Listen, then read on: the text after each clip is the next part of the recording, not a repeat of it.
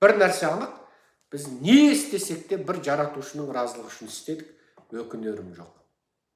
Егер Құдай қайтадан саған қайта бір орай берем, уақытты кері қайтарып, дүниеге кім болып келесің десе, мен ойланбай тағы қазақ болам.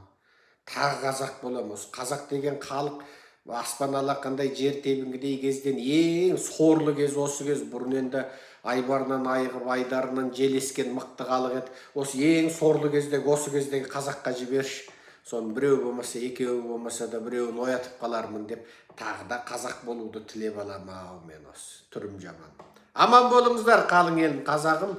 Мен сіздерді жақсы көремін.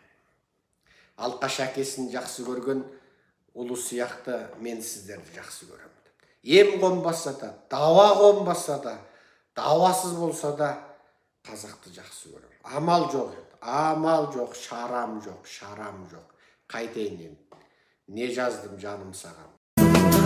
Өткен күндер қайта келмейді, өкінген еш пайда бермейді.